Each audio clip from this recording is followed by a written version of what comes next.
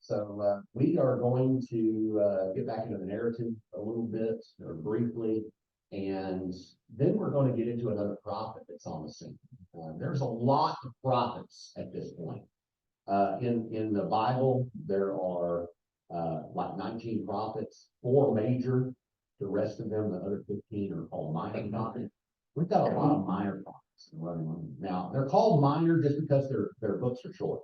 Okay? And that's the only reason. But it's funny because Daniel is considered a major prophet, even though his book is really not that long when you compare it. And plus, he comes so much later. We're not even to Daniel yet. So all of these are mainly what we call minor prophets, but there's a lot of them in the area. There were 3 of them that preached after the exile. So out of that 15, 12 of them are happening right around this time. So we're going to get into one of those. So let me go ahead and share our screen.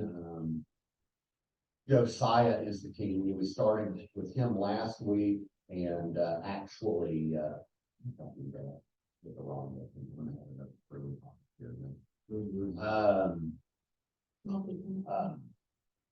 Josiah has done some reforms, and they started. They have started Passover. Josiah, they found the book of the law, and they wanted to start holding true to what Passover was, and so that's what they are currently in. So we're going to finish that up today. That aspect of the story. And that's our intro music for our videos.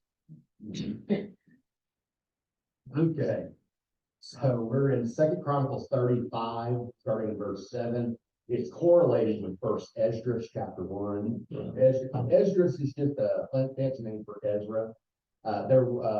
First Esdras has 2 chapters, or it has 5 chapters for it, something like that. But the first 2 chapters aren't part of the book of Ezra. The rest of them are. Okay, so when we get to that point, we'll correlate Ezra instead of but starting in verse 7, then Josiah contributed to the people as Passover offerings for all who were present, lambs and kids from the flock to the number of 30,000 and 3,000 bulls. So 33,000 bulls. These were the king's possession. His officials contributed willingly to the people, to the priests, and to the Levites. Hilkiah, Zechariah, and Jehiel, the chief officers of the house of God, gave to the priests in the Passover offerings 2,600 lambs and kids and 300 bulls. So 33,000 bulls from the king, and what is that?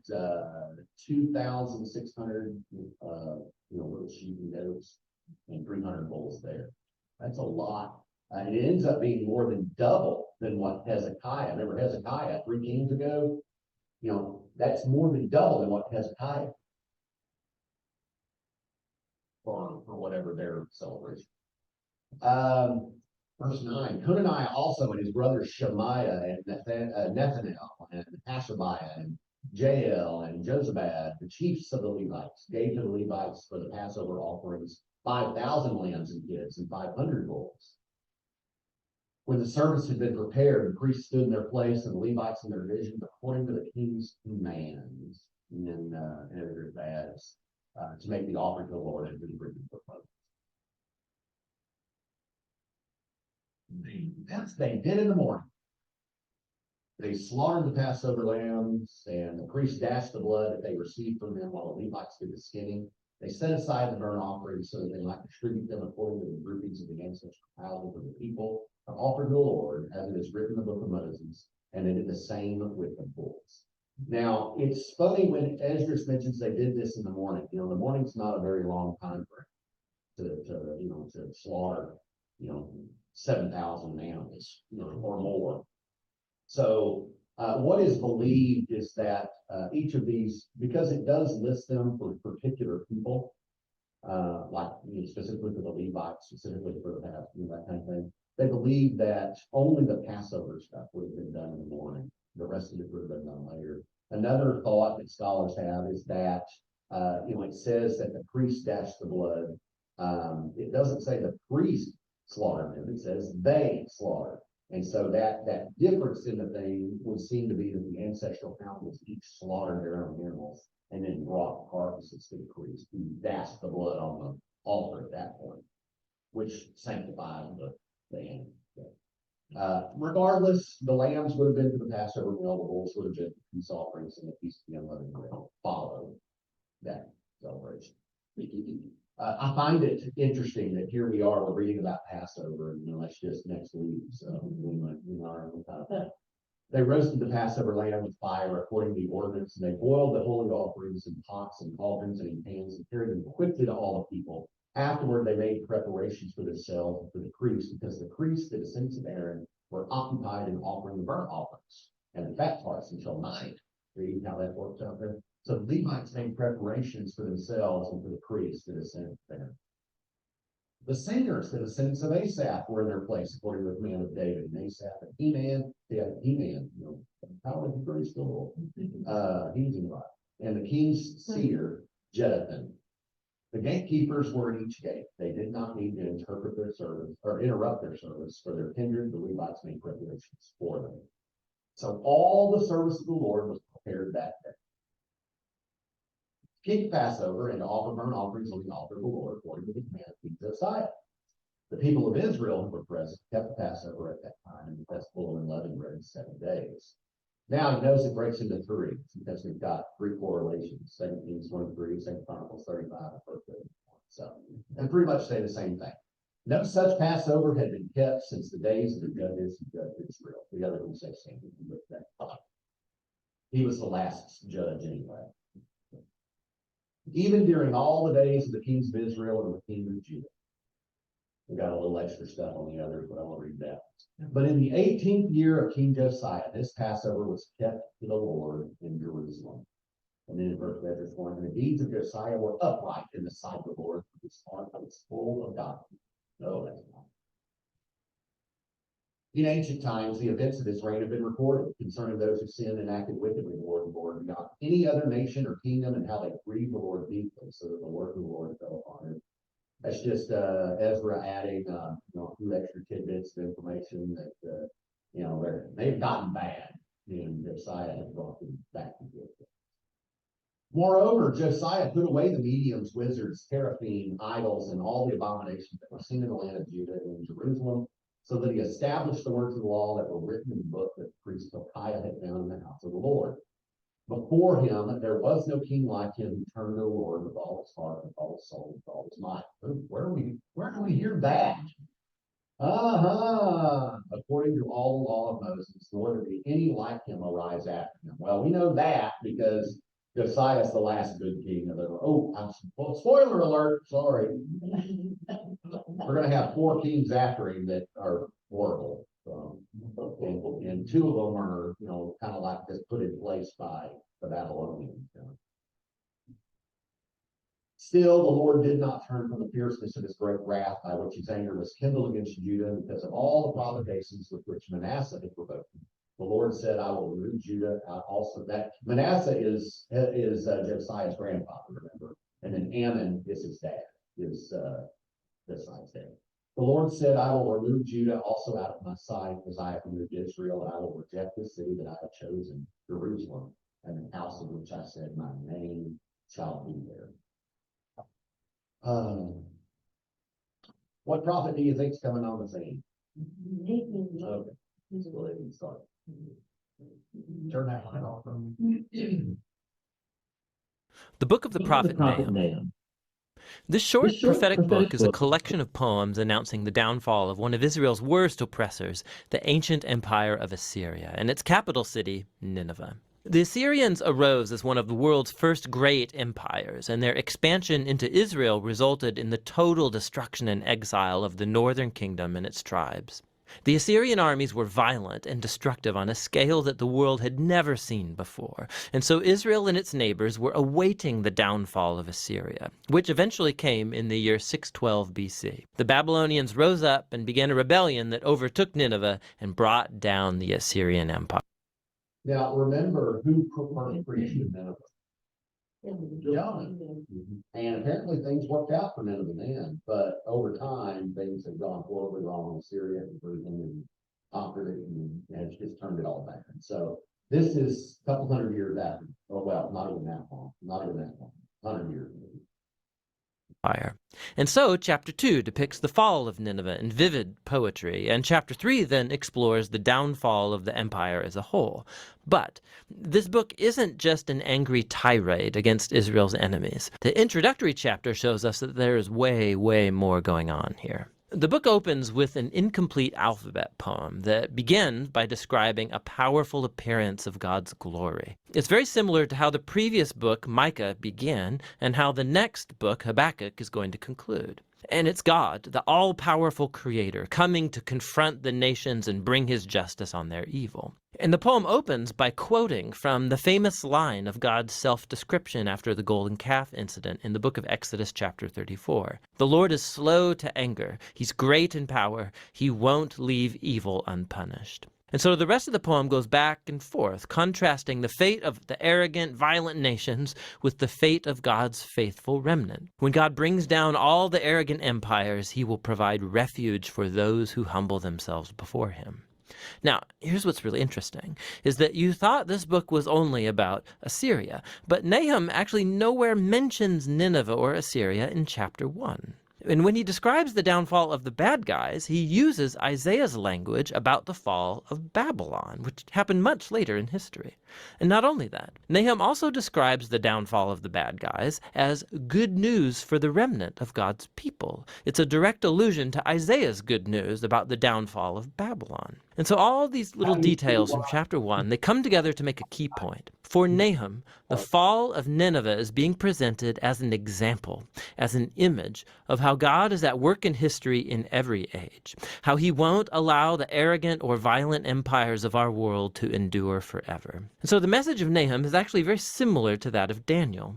Assyria stands in a long line of violent empires throughout history, and Nineveh's fate is a memorial to God's commitment to bring down the violent and the arrogant in every age. With this perspective from the opening chapter, the book then returns to its focus on Assyria. And so chapter 2 describes the Battle of Nineveh and the overthrow of the city in progressive stages. So first we see the front line of Babylonian soldiers, and then we read about the charge of the chariots, and then the chaos on the city walls as the city is breached, then the slaughter of Nineveh's people, then the plundering of the city. Chapter 3 goes on to describe the results of the city's downfall for the empire as a whole. So Nahum begins by announcing a woe upon the city whose kings built it with the blood of the innocent. It's an image of how injustice was built into the very system that made Assyria so successful. But their violence has sown the seeds of their own destruction, and so Assyria will fall before Babylon. The book concludes with a taunt against the fallen king of Assyria. He's stricken with the fatal wound, and from among all the nations that he once oppressed, no one comes to help him. Rather, they sing and celebrate his destruction. And that's how the book ends. Now, this is a gloomy book, but it's important to see how Nahum's message addresses the tragic and perpetual cycles of human violence and oppression in every age. Human history is filled with tribes and nations elevating themselves and using violence to take what they want, resulting in the death of the innocent. And the book of Nahum uses Assyria and Babylon as examples to tell us that God is grieved, and that he cares about the death of the innocent, and that his goodness and his justice compel him to orchestrate the downfall of oppressive nations. And God's judgment on evil is good news, unless, of course, you happen to be Assyria. Which brings us all the way back to the conclusion of that opening poem in chapter 1, which tells us that the Lord is good and a refuge in the day of distress. He cares for those who take refuge in him. And so the little book of Nahum invites every reader to humble themselves before God's justice and to trust that in his time he will bring down the oppressors of every time and place. And that's what the book of Nahum is all about. Okay.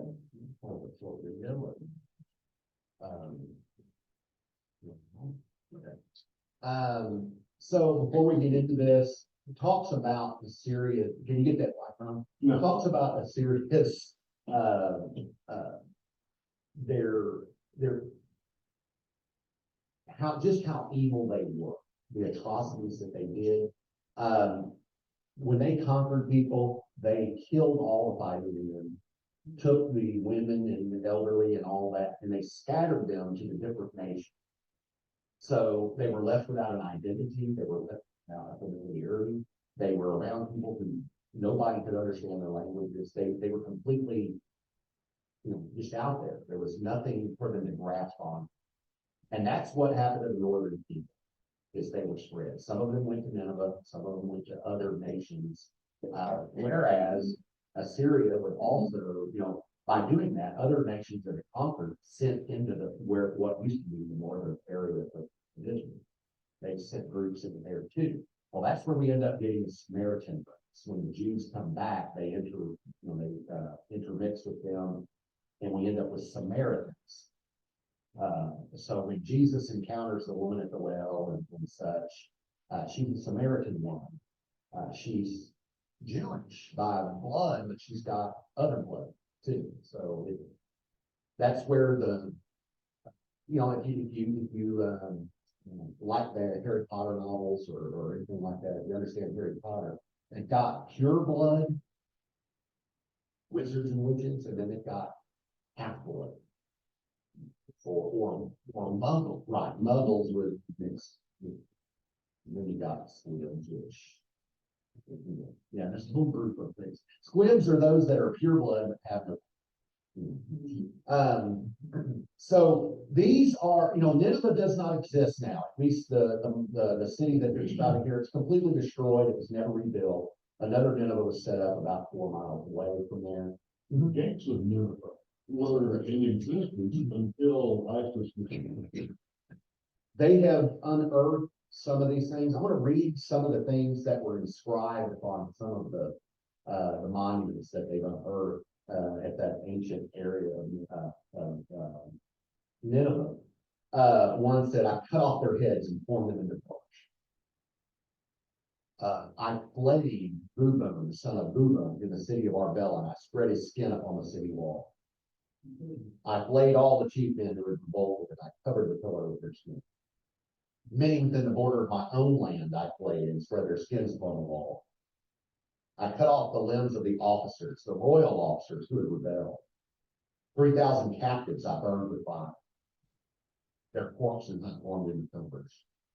From some I cut off their hands and their fingers, and from others I cut off their noses, their ears, and their fingers. Of many I put out their eyes." This is sounding very similar to the Holocaust. Then the last one, I made one pillar of the living and another of heads. I bound their heads to the post round about the sea. They were vicious and unrelenting, merciless. Sadly, it sounds like our work there. Yeah, and after 9/11 and all of the things that were happening, the media, we started seeing things that were happening around the world. Some of the atrocities that were, they showed people being drowned, they put them in a cage and lower them in food and kind of thing, beheadings.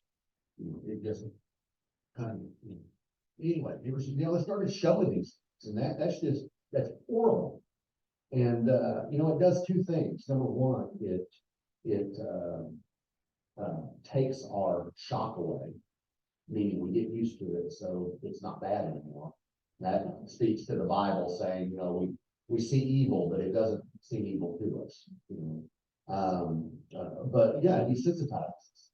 And then the second is that it just goes to show that people, there are different moral standards. They think that what they're doing is righteous. So where's the moral middle ground? That's something our world I would never see. In the lies and called the Third Reich, which is all about Nazi Germany coming about and what happened. There is an incident in that book talking about somebody who was high up in Nazi, taking skins of the Jews. Hey, Bob.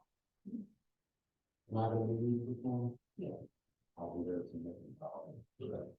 taking the skins of Jews and making lampshades out of it. Yeah. Like I said, right, these things, it sounds just like the Holocaust. Mhm. Makes you wonder where they got their ideas from, or is it just the you know, I don't want to say inbred, but you know, is it just part of the human nature? You know, did they, you know, I would hate to believe it's part of them. Something we liked about the Holocaust is Hitler, thought the Jews were at fault for killing Jesus. And so this was his way of cleansing the world of Jewish people that did such an evil thing. So it's a twisted psychology. But you know, it's funny, Hitler also had the perfect race, the Aryan race, of which he himself was not part of, Right. which is weird. You see Shane Yeah. Okay, on to Nahum. Yeah, I'm gonna be reading really fast. Because we've got people out there sitting, I've got to read those. An oracle concerning Nineveh, the book of the vision of Nahum of Elkoth. Oracle here is that word masa, where we also get the word NASA from, by the way. That means burden, that's lifted up, burden. So anytime you see oracle, it's a burden to the prophet. Nahum is the same root word as Nehemiah, but it means comfort of Yahweh. He was preaching around 615 BC. So towards the end of Josiah. A jealous and avenging God is the Lord. The Lord is avenging and wrathful. The Lord takes vengeance on his adversaries and prolongs it prolongs it against his enemies. The Lord is slow to anger, but great in power. The Lord will by no means fear the guilty. His ways in whirlwind and storm, and clouds to the dust of his feet. He rebukes the sea and makes it dry, and dries up all the rivers. Bashan and Carmel wither, and the bloom of Lebanon fades. The mountains quake before him, and the hills melt. The earth heaves before him, the world and all who live. Who can stand before his indignation? Who can endure the heat of his anger? His wrath is poured out like fire, and by him the rocks are broken in pieces. The Lord is good, a stronghold in a day of trouble. He protects those who take refuge in him. Even in a rushing flood, he will make a full end of his adversaries and will pursue his enemies into, what am I reading? I don't know what happened. Yeah, I need something in my name. Maybe, you know, why do you plot against the Lord? He will make it good. No adversary will rise up twice. Like thorns, they are entangled. Like drunkards, they are drunk. They are consumed like dry straw. From you, one has gone out who plots evil against the Lord, one who counsels wickedness. Thus says the Lord, though they are at full strength and many, they will be cut off and pass away. That verse 8, even in a rushing flood, in the 1840s, it was there was a battle site that was rediscovered around the area where heavy rains had created a breach in the wall by which the invading armies were able to destroy them. But it was rediscovered. Though I have afflicted you with the war, and now I'll break off the yoke from you and snap the bonds that bind you. The Lord has commanded concerning you. Your name shall be perpetuated no longer from the house of the gods. I will cut off the carved image and past image. I will prepare your grave for your works. Look on the mountains, the feet of one who brings good tidings, who proclaims peace. Celebrate your festivals, O Judah. Fulfill your vows, for never again shall the wicked invade you. They utterly cut off. A scatterer has come up against you. Now we're over chapter 2. Guard the ramparts, watch the road, gird your loins, collect all your strength. That's language from the Exodus. You know, gird up your loins, be prepared to go when God says go. For the Lord is restoring the majesty of Jacob as well as the majesty of Israel. The ravagers have ravaged them and ruined their bridge. The shields of his warriors are red, his soldiers are clothed in crimson. The metal of the chariots flashes on the day when he muskets them. The chargers prance. You know, that's kind of fun. Can you imagine the San Diego Chargers or the LA Chargers, whatever they are now, out on the field? The chariots race madly through the streets. They rush to and fro through the squares. Their appearance is like torches. They dart like lightning. He calls his officers. They stumble as they come forward. They hasten to the wall, and the screen is set up. The river gates are open. Palace trembles. It is decreed that the city be exiled, its slave women led away, moaning like doves and beating their breasts. Nineveh is like a pool whose waters run away. Halt! No one turns back. Plunder the silver, plunder the gold. There is no end of treasure, an abundance of every precious thing. Devastation, desolation, and destruction. Ooh, I love alliteration. Hearts faint and knees tremble, all loins quake, all faces grow pale. What became of the lion's den, the cave of the young lions, where the lion goes, and the lion's cubs, with no one to disturb them? The lion has torn enough for his whelps, and strangled prey for his lionesses. A lion is the national symbol of Assyria, by the way. They filled his caves with prey, and his dens with torn of prey. See, I am against you, says the Lord of hosts, and I will burn your chariots in smoke, and the sword shall devour your young lions. I will cut off your prey from the earth, and the voice of your messengers shall be heard no more. Woe, city of bloodshed, on chapter 3. Woe, city of bloodshed, utterly deceitful, full of plunder, no end to the prey. The crack of whip and rumble of wheel, galloping horse and bounding chariot, horsemen charging, flashing sword and glittering spear, piles of dead, heaps of corpses, dead bodies without end. They stumble over the bodies. Because of the countless debaucheries of the prostitute, gracefully alluring, mistress of sorcery, who enslaves nations through her debaucheries and peoples through her sorcery. I am against you, says the Lord of hosts, and will lift up your skirts over your face, and will let nations look on your nakedness and kingdoms look upon your shame. Basically going to humiliate. I will throw filth at you. Filth is the same word. It's the word shikutz, which is the same word that they give idols. So, okay. So I will throw filth at you and treat you. Man, same concept. That's what they're describing the idols. And treat you with contempt and make you a spectacle. Then all who see you will shrink from you and say, Nineveh is devastating. Who will bemoan her? Where shall I seek comforters for you? We get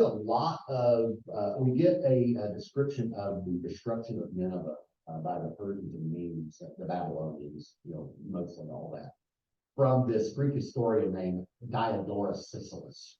So if you ever want to look up that description of the destruction, you can look at that. Are you better than Thebes?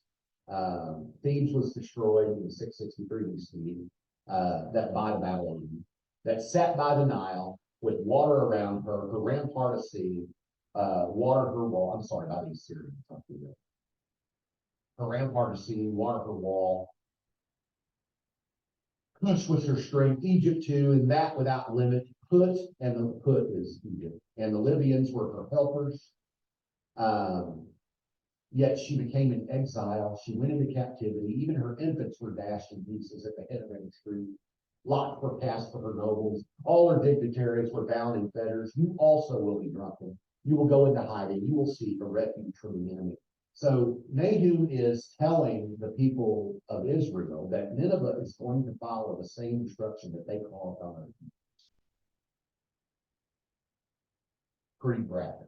All your fortresses are like fig trees with first ripe figs. If shaken, they fall into the mouth of the eater. Look at your troops. They are women in your midst. That's a derogatory statement. You say women can't fight. I fought alongside them. I promise you they can. The gates of your land are wide open to your foes. Fire has devoured the bars of the gates. Draw water for the siege. Strengthen your fort. Trample the clay. Tread the border. Take hold of the brick mold. There the fire will devour you. The sword will cut you off. It will devour you like the locusts. Multiply yourselves like the locusts. Multiply like the grasshopper. You increase your merchants more than the stars of the heavens. The locust sheds its skin and flies away. Your guards are like grasshoppers. Your scribes like swarms of locusts, settling on the fences on a cold day. When the sun rises, they fly away. No one knows where they have gone. Your shepherds are asleep, the king of Assyria. Your nobles slumber. Your mountains are scattered on the mountains with no one to, your people are scattered on the mountains with no one to gather them. There is no assuaging the hurt. Your wound is mortal. Nahum's telling them, Assyria, you can do anything you want. You can rise up more troops. You can triple the number of people you got. You can do all this. None of that's going to matter. Your destruction is imminent. It's going to happen. Period. All who hear the news about you clap their hands over you, for who has ever escaped your illness? Ah. Karma. Sorry, I'm sorry, we're Christians. It's basically what Nathan's saying, you know, you're gonna get what you got coming. What you sow, you'll reap. So anyway, yeah, I sped through that because I've got a lot to do this morning. Next week, we're actually gonna read through two other. It's not next. Oh, not next week. No Sunday school next week. It's Easter Sunday. Week after. Thank you. So, the next time we meet, yeah, Habakkuk, we're gonna read through all of Habakkuk, which also has 3 chapters, and Zephaniah. I can't remember if we're reading through all of Zephaniah. I think we're only reading part of it, but I could be wrong. So anyway, but we're gonna actually see 2 videos next time we meet. So these go really quick. These minor prophets go really quick. They're just short. Okay, any questions, comments, criticisms, complaints? What about next week? Where do you want the chairs come from? Ted or here? You know what? It's easier to pull them from here if we're going. So we'll just pull them from here. We're gonna be up underneath unless it's raining. And then we'll be in gatherings. And how many chairs do you want? No more than 25. Okay.